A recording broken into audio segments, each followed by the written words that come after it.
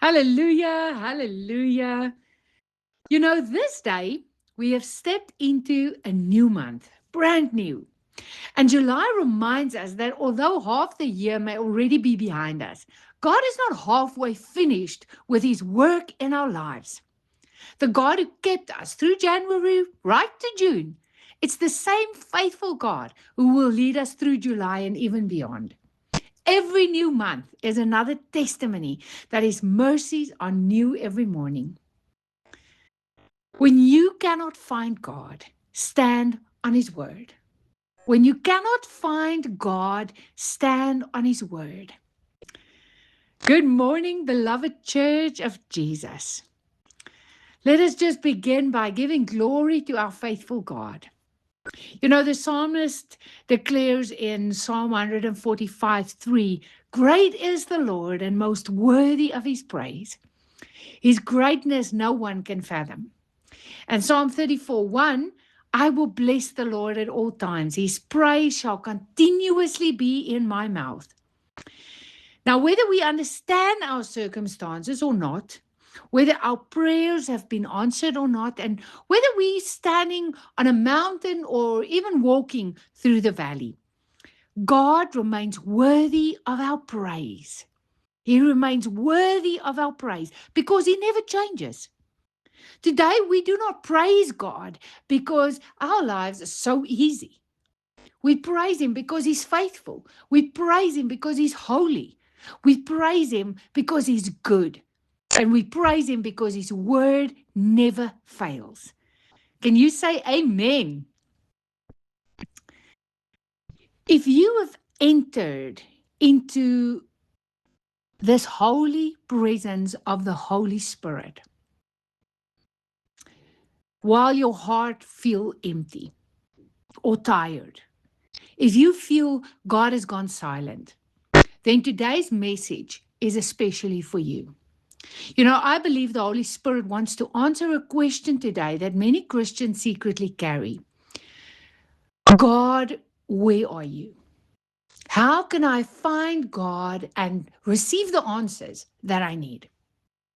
And this is the very thing that Job wanted. Job wanted one thing. And today our reading is going to come from Job chapter 23. I want to read this to you quickly. Then Job replied, even today my complaint is bitter. His hand is heavy in spite of my groaning. If only I knew where to find him. If only I could go to his dwelling. I would state my case before him and I will fill my mouth with arguments. I would find out what he would answer me and consider what he would say to me. Would he vigorously oppose me? No, he would not press charges against me. There the upright can establish their innocence before him, and there I would be delivered forever from my judge. But if I go to the east, he's not there, and if I go to the west, I do not find him. When he is at work in the north, I do not see him, and when he turns to the south, I catch no glimpse of him. But he knows the way that I take. When he tested me, I will come forth as gold. My feet have closely followed his steps. I have kept to his ways without turning aside. I have not departed from the commands of his lips. I've treasured his words of my mouth and more than my daily bread. But he stands alone, and who can oppose him? He does whatever he pleases. He carries out his decree against me, and many such plans he still has in store. And that is why I'm terrified before him. When I think of all this, I fear him. God has made my heart faint. The Almighty has terrified me. And yet I'm not silenced by the darkness, by the thick darkness that covers my face. Job almost lost everything. His children are gone, his wealth is gone, his health is gone, his reputation is gone. His wife told him to curse God. His friends have come to accuse him. And now he reaches the place where many believers eventually arrive. And he says, if only I knew where to find God, if only I could go to his dwelling. So listen carefully. This is so interesting because Job is not asking for money. Job is not asking for healing or restoration. He says, I just want to find God. I want the answers I need from God. And he's talking to himself, and he's trying to consider his ways, and he feels like he did everything right. How many Christians have prayed this prayer? Lord, if I could only hear your voice, if I could only know what you are doing, if you could just explain why this is happening. Perhaps someone listening today has prayed exactly that. Why did my marriage end? Why did my child die? Why did I lose my business and get cancer? Why am I still waiting? Why do I feel nothing when I pray? There's many believers that experience what theologians call spiritual dryness.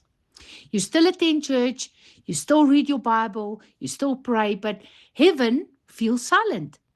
You sing the songs, but you do not feel his presence. You pray, but it feels like your words is hitting the ceiling. And Job knew exactly what he felt like. In verse 8, if I go east, he's not there. If I go west, I do not find him. Have you ever felt that way? You search, but there's just nothing. You pray, silence. You fast diligently, but nothing changes. And Job says, I cannot find him. But was God really gone? This is the revelation. God never left Job. God was never absent. Job simply could not perceive him. And that changes everything. There's a difference between God that is being absent and our inability to perceive his presence. God was watching. God was working. God was speaking. But Job simply did not understand. Job's greatest problem was not his suffering. Many people believe Job's greatest problem was Satan. No. Others perhaps think it is sickness. That's also not it. Others think it was the loss. No. The greatest problem was Job did not understand God's ways. He loved God. He feared God. He served God. He was a good servant. But he still had beliefs that were not fully aligned with God's truth. Remember Job 3:25, for the thing I greatly feared has come upon me. For the thing I greatly feared has come upon me. Notice this statement. Fear had been ruling inside Job long before the suffering arrived. And his words reveal what was just living in his heart all this time. Fear became an expectation. And expectations shape our declarations. And then his declarations revealed what he actually believed. Yes, he tried to serve God. Yes, he tried to be a diligent servant, but he did not realize that every decree from his mouth will be established. That every belief will be a decree, and that decree will come to pass. And his declarations revealed what he really believed. And it doesn't mean Job caused every detail of his suffering by speaking just negatively. The book of Job clearly shows that there was this spiritual conflict beyond Job's knowledge. And the book of Job also revealed that fear literally gained a place in his thinking, which is also true for many of us in today's society. There's so much pressure. There is so many challenges. And here scripture consistently teaches that what fills the heart influences the words we speak and the direction of our lives. That's why God says, guard your heart, for out of it flows the issues of life. It will direct your path. And this is the lesson here for us. Our inner world matters. You know, I used to not like the book of Job at all, because with Job, I felt that, this is really unfair. He was a good servant. Why did the Lord allow this? Why did it happen? I didn't understand that Job, as a child of God, had power. He had power through his beliefs and through his words, through his declarations, through his actions. And this is the greatest lesson for us. Our inner world matters. When fear governs our hearts, and it is not faith in God's word that governs, it shapes how we respond, what we expect, how we walk through our life's trials and challenges. We cannot build our lives on fear, but then we expect to experience the peace that comes from trusting God's promises. We expect to live in abundance that flows out of living the word. Now, Job says something remarkable in verse 14. For he performs what is appointed for me. He carries out his decree. He carries out his decree. And that word decree is very powerful, because a decree it's not a suggestion. It is not an opinion. A decree is an official decision. An official decision that cannot be changed. And when God decrees, creation obeys.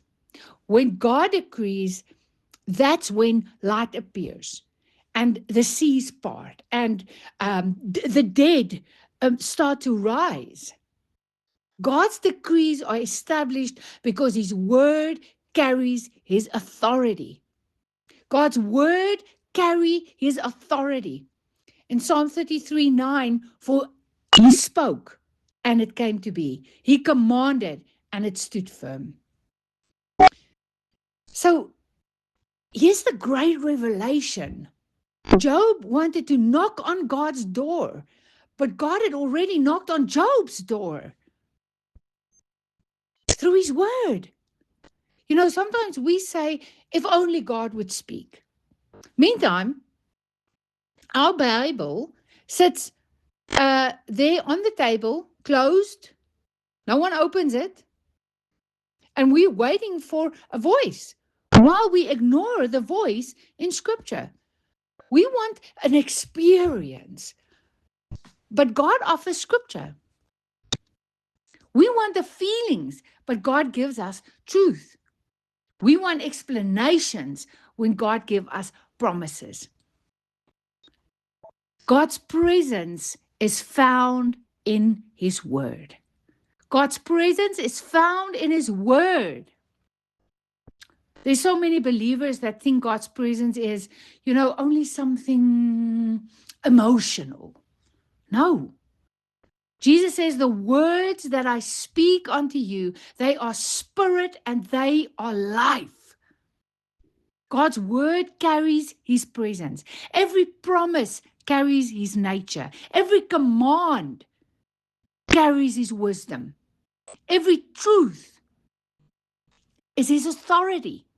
And when we submit ourselves to Scripture, our thinking change, our beliefs change, our emotions change, our behavior change, our decisions. Eventually, and this doesn't take too long, I can tell you from experience, our lives begins to change. The people around you begins to change. This was the revelation in my life. I could believe that I will change when I start to accept every word of God as a truth, when I start to decree the word of God. But I was not so sure that the people around me will change when I accept the word. But this is the wonderful thing. Even the people around you change. Your whole world change because you are living the word. Alignment brings awareness. Alignment brings awareness. So if you just think about, a radio, I remember these little FM radios we had when I was a child. You had to tune that thing, and try to tune it at least. The station is broadcasting, but if the dial is just slightly off, all you hear is this noise. It's not that the station ever stopped. The station is still broadcasting, but you're simply not aligned. You're not tuned in. And there's so many believers that think that heaven has gone silent. No. The problem is you are not tuned in. You are not in alignment. And when our minds agree with Scripture, that's when our hearts become sensitive. That's when our spiritual ears open and our faith increases.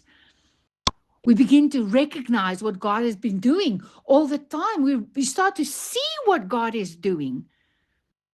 And James tells us to draw near to God and He will draw near to us. And one of the primary ways we draw near is by just drawing near to His revealed world. His revealed word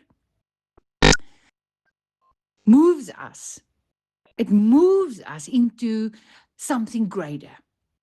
The Spirit of God uses Scripture to just renew our minds, to strengthen our faith, to shape our lives into the likeness of Christ. And that's not all. The Word changes our vision. Nothing around Job changed immediately. It wasn't that his children suddenly returned and his body was instantly healed, and it was just this instant miracle. His finances was restored overnight. Ta-da! No. What changed first? What was the thing that changed first? His understanding. And when his understanding changed, everything else followed. In Romans 12:2, it says, be transformed by the renewing of your mind. Transformation begins inside, in your mind, not outside. So maybe you feel like Job. Perhaps someone here under my voice feels like, I don't feel God. The answer I have for you is start to align your life with the Word. Stay in the Word.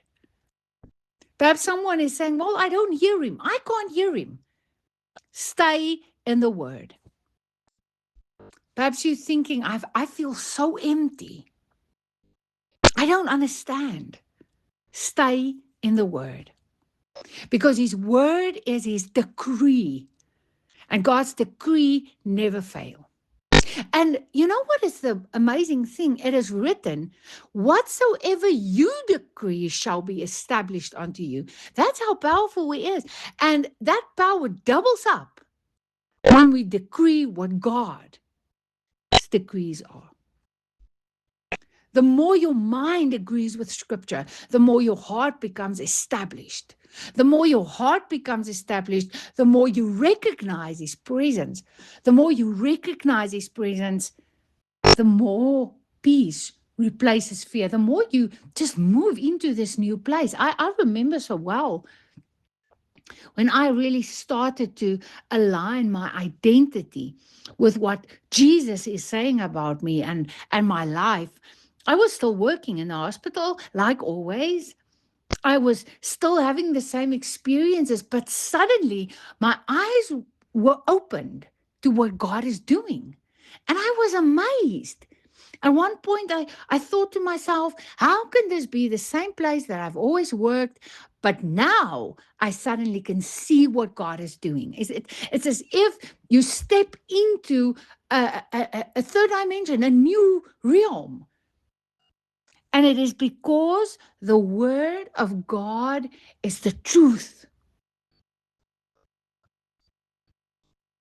You know, even today, I want you to stand with me.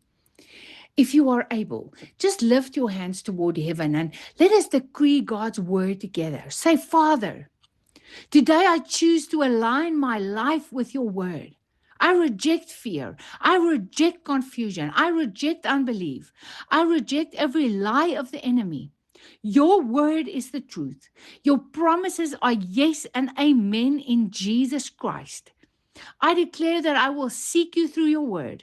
I declare that my spiritual eyes are opening. My spiritual ears are opening. My heart is becoming sensitive to the Holy Spirit. I will not live by my feelings. I will live by your truth. Your decrees shall stand over my life. Your purposes shall be fulfilled. Your peace shall guard my heart, and your joy shall become my strength.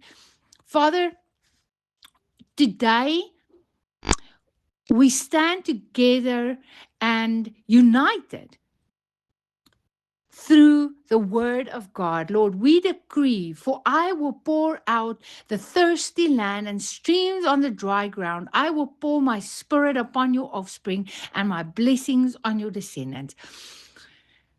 You know, this Isaiah 44:3 is a verse that you should pray at least 3 times a day, because God will pour out water on the thirsty land. And this is where God assures you that he will do it. And you just remind him, you know, like a child that said, Daddy, you promised. You promised a surprise if I clean my room. Where is my surprise? You know, a child can consistently come and ask you for what you have promised. And they're definitely not shy to do that because they know that you are a mother, a father. So we should go to our Father and decree his promises, remind him of what he spoke, and say, Father, in Isaiah 43:3, you say, for I will pour out water on the thirsty land and streams on the dry ground. I will pour my spirit upon your offspring and my blessings on your descendants.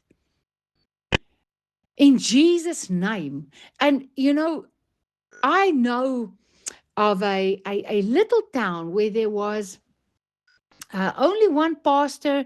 The youth in that little town was very few. There were very few young people, and the church started to become emptier and emptier until there was literally 1 or 2 or 3 people that continued to come to services.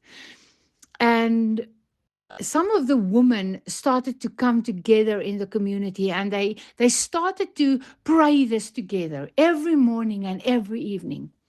And before long, there was changes in the surrounding communities, which caused people to flood to that church.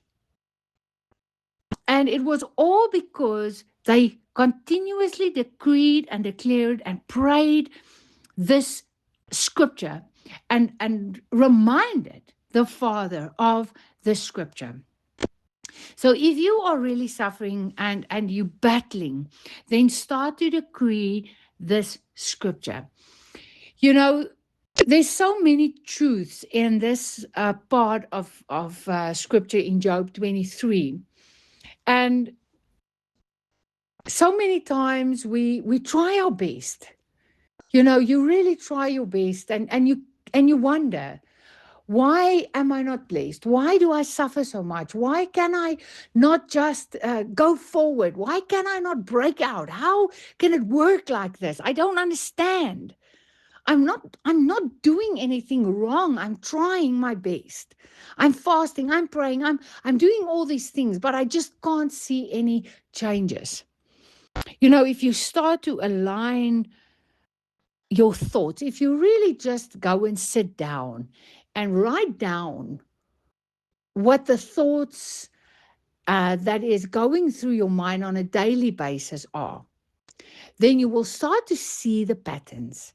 Go to scripture and find the promises of God and start to declare those things and do it 2-3 times a day, when you drive, when you remember, when you wake up at night, decree what God's promises is. And I promise you, I've seen it so many times that I cannot even count how everything will start to change.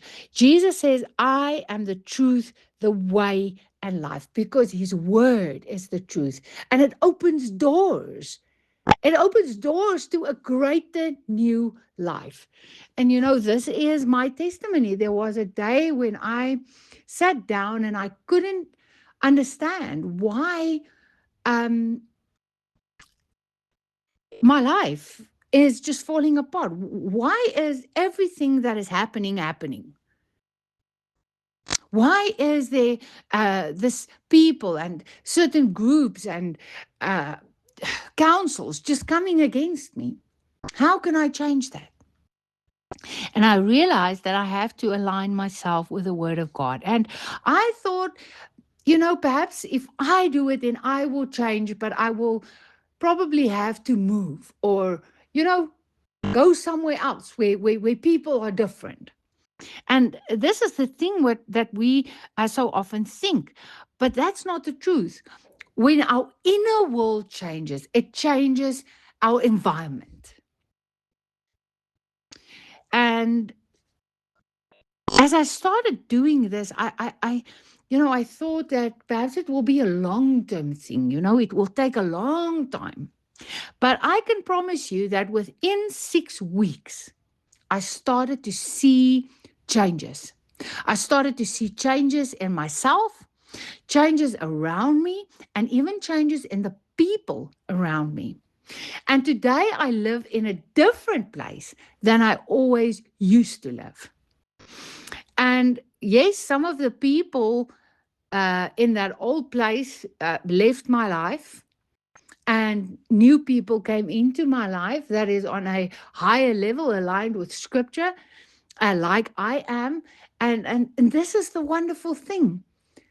If we just understand that our bread is the word of God, we have to fill our hearts with his word. It has to be a reservoir of his word, so that his spirit can fill us, and so that it can flow from our bellies like streams of living water, so that it can guide our lives and position us on the path to our destiny and in our purpose. Hallelujah. Hallelujah. Oh Lord, you are so full of mercy and grace. We thank you for your love. We thank you for your precious, precious word. Jesus, we love you. And we thank you that we are able to live your word. Change us, Lord. Help us to have time to sit in your word, to make time for the word, because it is our only true guidance.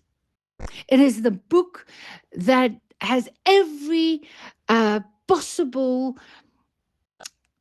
direction and instruction, plan, strategy that we need to live a fulfilled, powerful, successful life. Oh Lord, open time for us. Open time for us to be in the word. In Jesus' name we pray. Amen. And the church said, Amen. Hallelujah.